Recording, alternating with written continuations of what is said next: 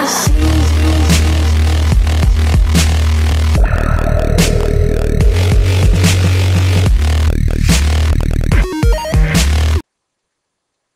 and welcome to Train Signal.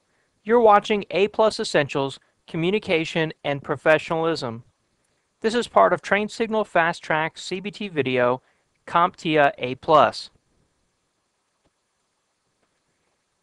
In this video, we're going to learn about what A+ technicians need to know to display professionalism and excellent communications in their career.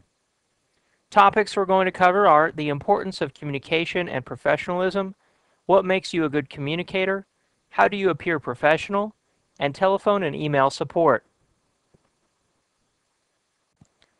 Now, before we get started with the topics that this video covers, first I want to talk about the A+ objectives as they relate to communication and professionalism. Now, I want to point out that in this video, we're covering the communication and professionalism topics for both the A+ Essentials and the A+ Technicians exam. Communication and professionalism won't be brought up later in this video series. So in this single video, you'll learn what you need to know to prepare yourself for both the Essentials and the Technicians exam as they relate to communication and professionalism. So here are the two topics, or two main objectives that we're going to talk about. The first one is how to use good communication skills, including listening and tact, discretion, when you communicate with customers and colleagues. How to use clear, concise, and direct statements. How to allow the customer to complete statements or avoid interrupting. How to clarify customer statements and ask pertinent questions. How to avoid using jargon, abbreviations, and acronyms. And how to listen to customers. The second main objective is how to use job-related professional behavior, including notation of privacy, confidentiality, and respect for the customer and customer's property. The first point here is behavior, how to maintain a positive attitude and tone of voice, how to avoid arguing with customers or becoming defensive, how not to minimize the customer's problems, how to avoid being judgmental or insulting or calling the customer names, how to avoid distractions or interruptions when talking with customers, how to respect the customer's property, including telephone, laptop, desktop computer, printers, or monitors. So with that, let's get started covering our topics on professionalism and communication. It should never be underestimated what a huge part communication and professionalism play in your everyday personal and work life. These things are difficult to measure, which is what makes them so difficult to master. However, it's safe to say that people have gotten divorced, gotten fired, received promotions, and found that big break, all because they communicated well and were professionals.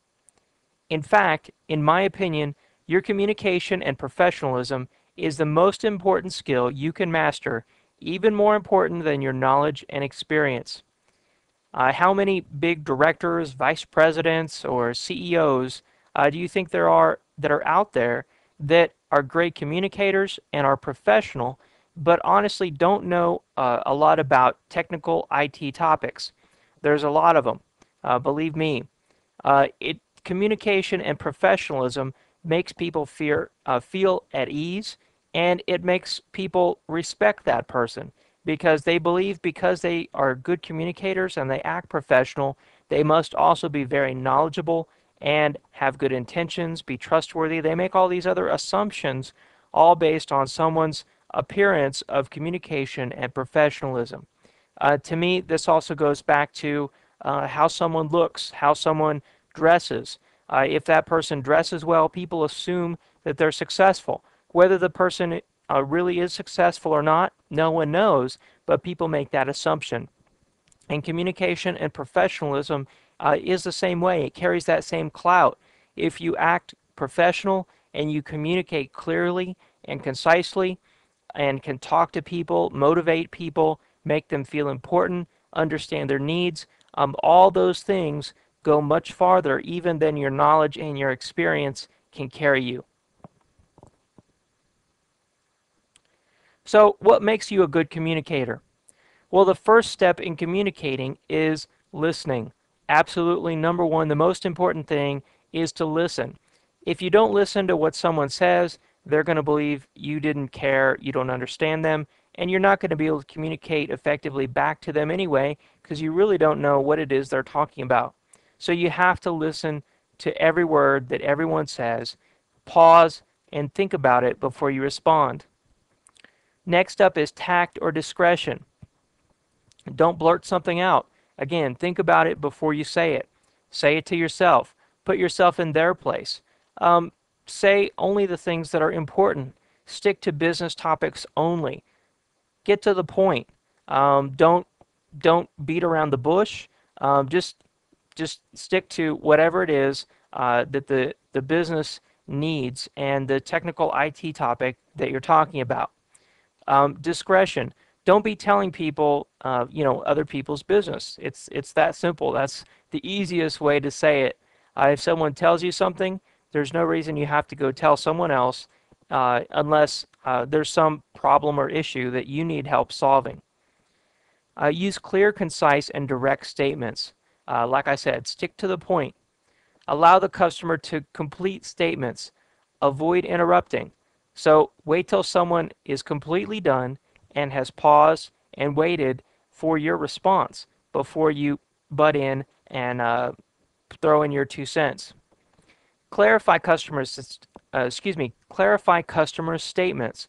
So if someone says, my PC is broken, say, okay, let me understand this. You're saying that your PC is broken.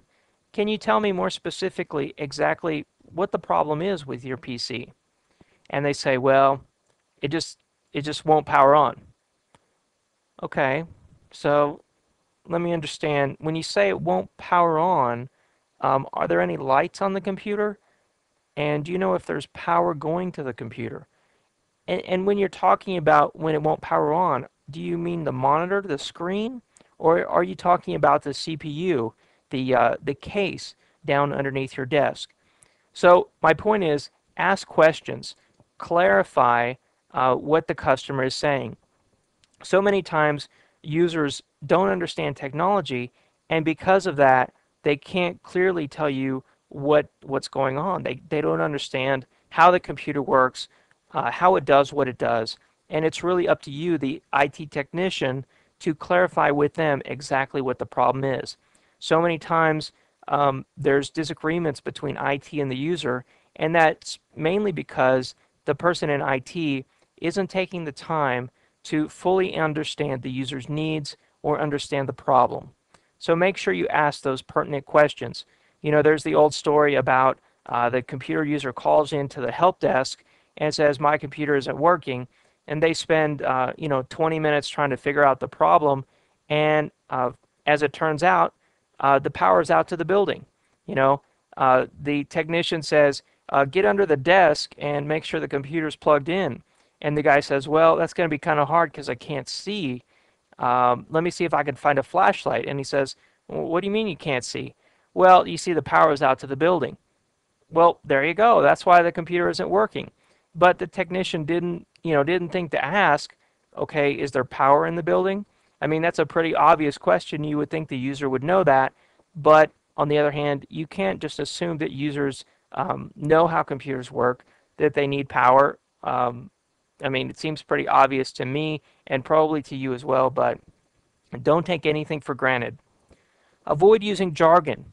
I don't know how many IT technicians and network administrators that I've met who are extremely smart people, but if they get up to make a presentation to executives, they can't help but to go through and talk about my Cisco router uses RIP to communicate with the OSPF routers through redistribution, and the problem that we're having is a router filtering issue with the RFC 1918 private networks. When you get up and you start talking about something like that, everyone in the room just has completely lost attention unless they're very technical IT people like yourself. And so many IT people just assume that everyone else in this world is an IT person and knows about networking and computers just like they do. Well, don't make that assumption, and people will understand what you're talking about. If you use a bunch of jargon and abbreviations and acronyms, people aren't going to understand you. They're not going to care what you have to say. In fact, they're just going to get frustrated and talk to somebody else who can answer their question clearly and concisely. So that's what it takes to be a good communicator. Next up, how do you appear professional?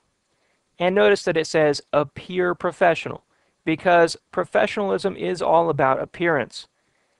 People look at your appearance, how you act, what you say, how you move your arms, how you dress, how you listen, the things you say. People take all those things into account and try to come up with some level of your professionalism. So, first off, behavior. Notation of privacy. Keep things private. There's no reason to be talking about what someone else told you. Confidential. You know, many IT people are exposed to usernames, passwords. They're able to get onto the file server, the email server. You don't want to get into other people's important confidential documents. They could be personal, they could be company related, but it's none of your business. Many IT technicians have to go to people's desks, get under their desk, get on their desk, sit in their office for a long time. I don't know how many technicians out there sit in someone's office and start to look at all the things on the desk and start to ruffle through papers, start to look in the drawers. Obviously, all those things are completely improper. And you never want to be caught doing something like that, because you'll be fired. And you just can't recover your career after being fired from something like that. So make sure you maintain confidentiality and privacy. Next up is always maintain a positive attitude and tone of voice. You want to appear positive and happy. Always make positive statements. You know, never say the network's bad. You know, because bad just carries a completely negative notation, and there's many times to many people, there's no way that bad can be fixed or turned around to good. You know, if you have a bad apple, you might as well throw the bad apple out, right? There's no fixing a bad apple. So the better way to say that, the positive way of saying that, is the network's experiencing some problems today, or the network needs a switch upgrade to maintain better performance. You know, those are all just professional, more positive ways of saying the statement that the network's having a problem. Avoid arguing with customers or becoming defensive. If you've ever worked in customer service, you know the old saying, the customer's always right. Well, when it comes to IT, keep that in mind. The customer is right, and your customers most of the time are your end users. They're calling you because their PC is broken. They're calling you because they can't log into Windows. Those customers are your end users. Those are who pays your salary, and you have to think of it that way. So if the customer says, "By golly, my PC's slow," say, "I'm sorry to hear that your PC's slow. Let me see what I can help do to resolve that problem." Never say, "Oh well, just be quiet. Don't worry about it. I'm sure, you know, things will get better after the upgrade." You know, you don't want to say something like that. Agree with the end user. Always agree with them first, and then go on and see what you can do to resolve the problem. Don't minimize their problems. Don't make them feel unimportant. Avoid being judgmental or insulting, and never ever call the customer names, of course. You never want to make an end user feel like they're just some kind of dumb computer user. Many people are humble and they say, "Oh, you know, I'm just no good at computers," and say, "No, don't worry about it. You seem very intelligent and good with computers to me. It just looks like you're having one problem with your word processor. Let me see what I can do to help you out." So in that way, you're propping the user up. You're making them feel good, and in the end, when you solve their problem, they're going to feel good about themselves, and they're going to tell your supervisor or your manager, "Wow, that IT technician really helped me out, and he was very positive the whole time he did it." Avoid distractions or interruptions when talking to customers. Turn off your cell phone, put it on vibrate.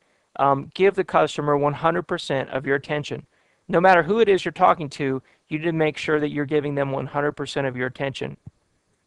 I don't know how annoying it is to call into a tech support line and you hear a technician laughing or talking to someone else while you're trying to tell them your problem.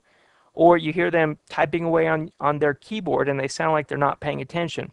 Many times when I'm talking to someone on the phone and I do need to type on the keyboard, I tell them, I'm entering your ticket in our help desk database now, or hold on just a second while I look up a possible resolution to this problem.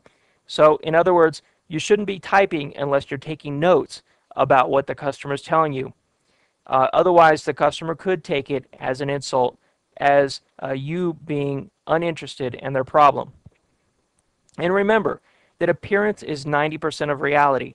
So if you appear professional, people will believe that you are a professional. Then there's respect for property, respect for the customer's property, respect for telephone, laptop, desktop computers, printers, and monitors. All of this equipment is expensive, high technology equipment that you're working with. These laptops, computers, cell phones, printers, monitors, all these things are very expensive assets that the company has invested in. You never ever want to abuse those assets. You want to take, as best care of those assets as you can. That's why you take every safety precaution. You don't want to, spill a Coke on the server. You don't want to drop someone's computer. You don't want to mess with someone's printer to the point that it doesn't work anymore. Make sure you take care of these assets and show great respect for those. So those are just some things that you need to know to appear professional, and I point these out because I know that professionalism is very important in anyone's career, and there's also some important test questions on the A+ certification exam about professionalism. Next up, let's talk about exceeding expectations. It's not enough just to meet expectations. You don't want to do just the minimum amount of work required to get the job done. You want to exceed expectations. You want to go above and beyond the call of duty, as they say. So in this section, we're going to talk about exceeding expectations. Now, the first thing you need to do is to define expectations ahead of time and agree on them. You can't exceed someone's expectations if you didn't know what their expectations were in the first place. So if someone thought that you were going to replace their computer with a new PC, and you thought that you were just going to fix the current PC they had because it was broken, you had different expectations.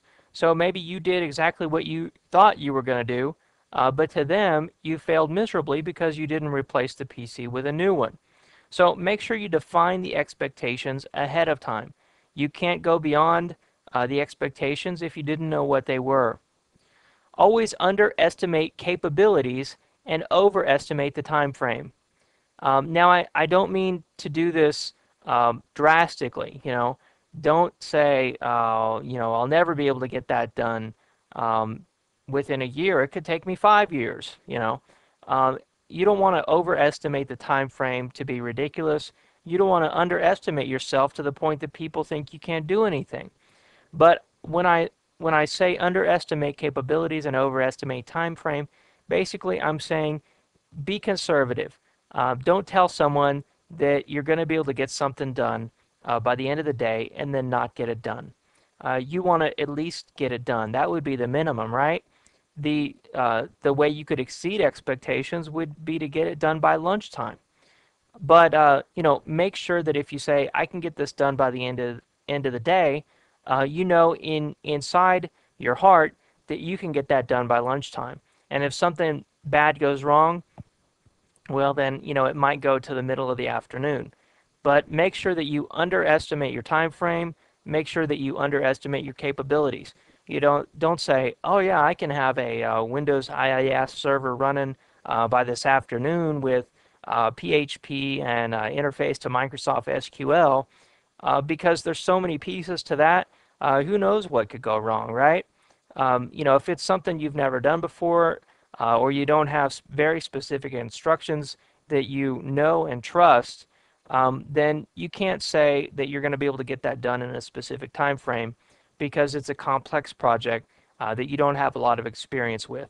So make sure you underestimate your capabilities and overestimate your time frame. Share a sense of urgency. If someone comes to you and says, oh man, the printer jobs are really being backed up, we need a second printer, um, you need to share that urgency with them. You need to say, oh, that's horrible. I'm sorry to hear that. Let me see what I can do to help you out. I'm sure I can find another printer. I can order another printer. I can have it shipped overnight. Share the urgency that they have to get that problem fixed as soon as possible. Hey, maybe you could run over to the office supply store and get a second printer. Maybe there's someone who could print the jobs overnight for them and have them ready in the morning. Come up with some ideas to help them on this urgent problem. Maybe you've heard that same complaint 10 times, but you still need to share a sense of urgency with the user so they feel that you really care about their problem. Next up is your job and job duties are important. Keep that in mind. They didn't hire you to work on PCs or to troubleshoot operating systems or work on the network for nothing. Obviously, someone thought that your job was very important, or else they wouldn't be giving you a paycheck every month. Keep that in mind. What you're doing is important and it's necessary. And if you have that attitude in your job every day, you'll be much more successful. Be honest and fair. Be honest with people on what you can do and what you can't do. And make sure that you're fair with people. Don't talk about them behind their back. Do to them as you would want them to do to you. Every communication deserves a response. So if someone sends you a question, make sure you email back. If they email back and say thank you, I would email back and say you're welcome. I like every communication from me to be the last communication, or every communication in the conversation, I want the last one to be from me. And that's because I never want the other person on the other end of the email or the other end of the phone to think, well, gee, that guy David, he never got back to me on that. You should always know that you were the last person to communicate, and that way they can never point the finger at you. Always look people in the eye and give them your full attention. That's one way to exceed expectations. People don't always expect that. It's so rarely today that people give someone else their 100% attention. Make sure that you do that to every person that you talk to, and you will exceed their expectations. Stop by your customers and ask them, how are things going today? I know a lot of technicians avoid talking to end users at all costs because they know if they talk to an end user and ask them how they're doing, that end user is bound to say, oh, my PC's running slow today, or hey, my mouse isn't working. Can you fix this? Can you fix that? And technicians just don't want those additional problems. But really, the only way to exceed the end user's expectations is to come by unsolicited and ask them how they're doing. And yeah, the first time you do it, you might get a mouthful of problems. But over time, as you resolve those problems, those users will become more and more appreciative, and you will exceed their expectations. And then finally, be early. If you have a meeting, or if it's just time to get to work at 7 o'clock, if that's your scheduled time to come in, be there at 6:45. Exceed people's expectations. It's not enough anymore to just meet someone's expectations.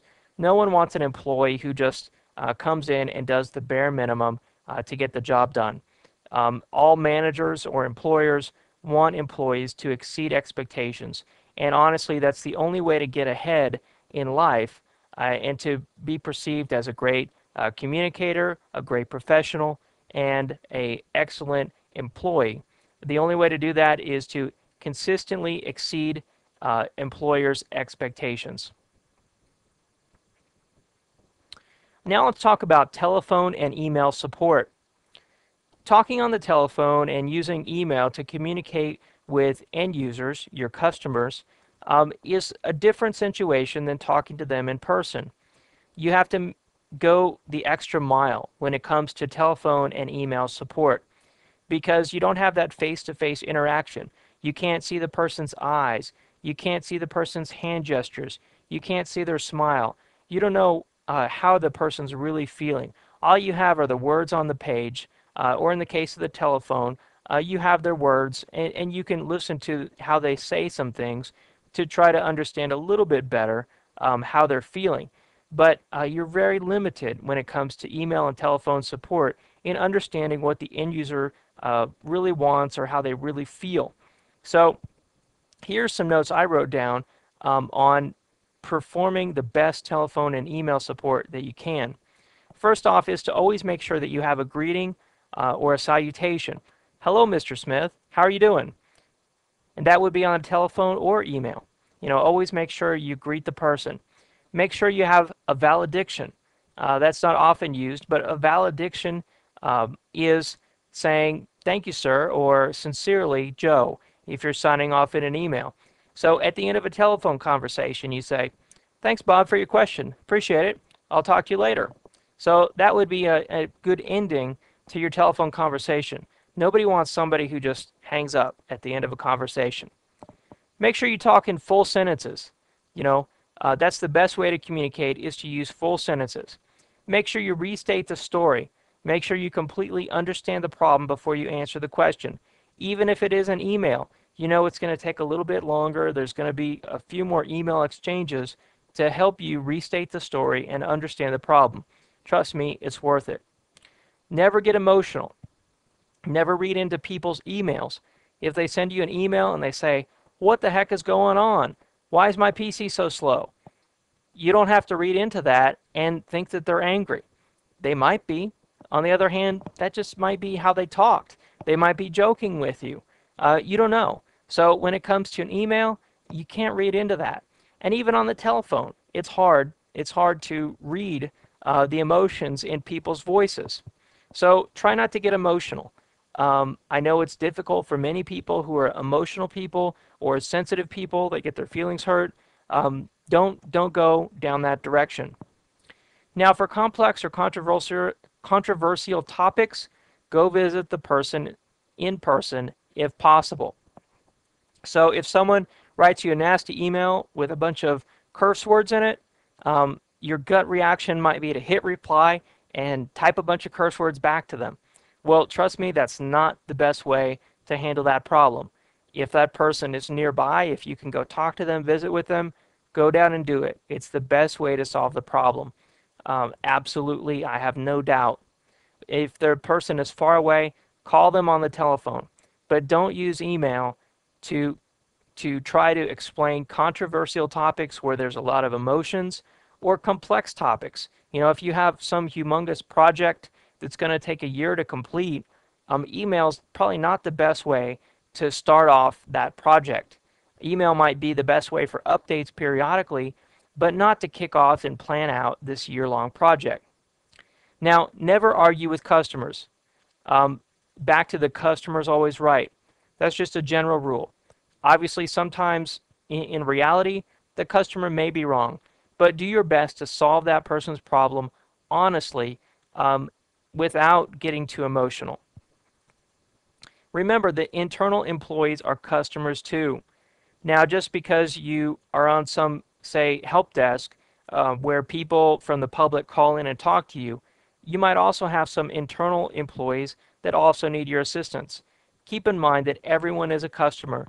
Anyone who comes to you for assistance is your customer. Make sure that you ask questions for clarification. Back to restating the story. Back to the person who says, my computer isn't working, and it turns out that there's no power in the building. Make sure you ask questions before you jump to conclusions. Be sympathetic.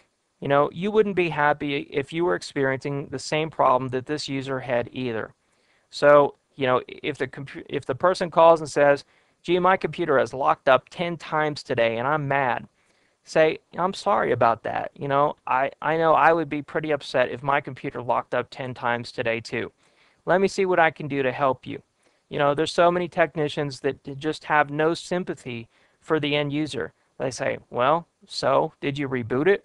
Well, why don't you send it in for replacement? We'll ship you out a new one in a couple weeks. Be sympathetic to the person. you wouldn't be happy if you had their problem either. Apologize for the trouble. I'm sorry about the problem you're having. Let me see what I can do to help you out. Be flexible, within the requirements of the company or the rules or the structure that you have. Try to be flexible and accommodating to the people that you're talking to your customers. That's what people really want is they want you to show that you really care about their issues and that you're willing to do whatever it takes to get it done within reason. Next, you should always take responsibility for the problem, whether it's your fault or not. So if someone calls in and says, hey, my connection to the network has gone down 10 times today, you don't want to say, oh yeah, it's Bob's fault. He's the network administrator and he's always messing up the switches and routers. I'll send it over to him and, or maybe you should call Bob and talk to him about it because he's the one always messing the network up. I'm sure it's nothing I've done. That's not what you want to say. You want to take responsibility because no matter whether it really is Bob's fault or it's some outside provider like a telecom carrier or it's the software vendor's fault, no matter whose fault it is, you're talking to the end user and the end user is bringing the problem to you and you're part of the information systems or information technology department. And so no matter whose fault it is, you need to take responsibility for it and accept it. Say, I'm sorry to hear that. I'm sure there's something that I can do to help you out. Let me see what I can do to get your problem fixed. It may or may not be in my area, but I will do the best job I can to get to the person who's responsible for that problem, solve it, and get back to you. I'm sorry about all the trouble you're having. So those are the types of things you need to say to the end user to make sure that they feel that you've taken responsibility, that you're apologizing for the trouble, that you're restating the story, you're being sympathetic to their needs, and you're being flexible, and you're willing to do whatever it takes to get that job done. And with that, we've reached the conclusion of our video. In this video, we talked about the importance of communication and professionalism as they relate to the A+ Technician and Essentials exams. We learned about what makes you a good communicator and how do you appear professional. And then finally, we talked about some specific things you should know about when it comes to telephone and email support and how those are different from regular face-to-face computer support. With that, that's the end of our video on communication and professionalism. Thank you. Oh, American dream.